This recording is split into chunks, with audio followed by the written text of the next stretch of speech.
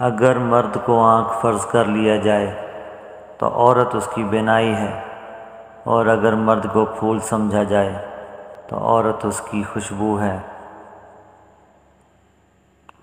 جو شخص مصیبت کا بوجھ خوش اسلوبی سے اٹھا سکتا ہے وہ سب سے بہتر کام کر سکتا ہے۔ جس طرح صبح کے آئینے میں دن کو دیکھا جا سکتا ہے، اسی طرح بچپن میں انسان کے خد و خال صاف نظر آتے ہیں۔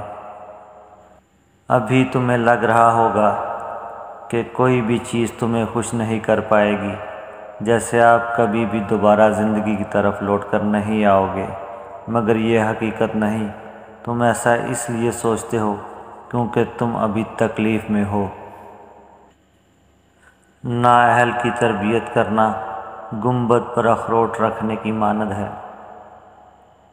اگر دو آدمی ایک دوسرے کے لیے کچھ نہیں کر سکتے یا نہیں کرنا چاہتے تو انہیں ایک دوسرے پر اضافی بوجھ نہیں بننا چاہیے۔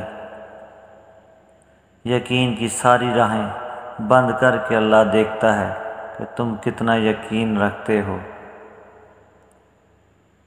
تمہارے یقین کا امتحان ہمیشہ تمہارے ڈر سے شروع ہوتا ہے۔ دکھ آزمائش کے ساتھ آتا ہے اور آزمائش کے ساتھ ہی واپس لوٹ جاتا ہے۔ ایسا ہرگز نہیں ہوتا کہ آزمائش کے بعد بھی تم اذیت میں مبتلا رہو۔ جیسے خوشی مسلسل نہیں رہتی، ویسے ہی اللہ غم کو بھی مسلسل نہیں رہنے دیتا۔ عقل کو روکنا بھی اسلامی طرز زندگی میں ایک سمجھداری کی بات ہے۔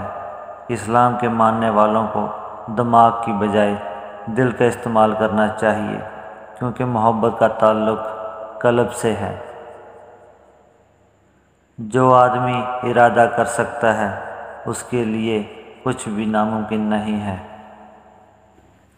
خوبیاں اور اچھائیاں قربانیوں سے پیدا ہوتی ہیں۔ جب انسان سفر کر کے کسی دوسرے شہر میں جائے تو وہاں جا کر پہلے پیاز کھائے، کیونکہ پیاز انسان کو اس شہر کے امراض سے بچائے گا۔ تم اس کی آزمائشوں پر پورا اترو، وہ تمہارے وعدوں پر پورا اترے گا۔ ہر انسان میں خصوصیات ہیں، ایسے ہی جو جتنا سنورتا جائے گا وہ اتنا پختہ ہوتا جائے گا، اسے کوئی گرا نہیں سکے گا۔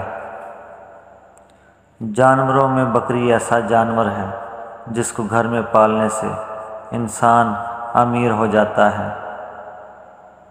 جب کوئی کام کرنے کا ارادہ کرو تو انشاءاللہ ضرور کہہ دیا کرو، مطلب یہ کہ اگر میرے اللہ نے چاہا اس کے حکم کے بغیر پتا بھی نہیں ہل سکتا، اس لیے اللہ نے چاہا تو کام ضرور ہوگا۔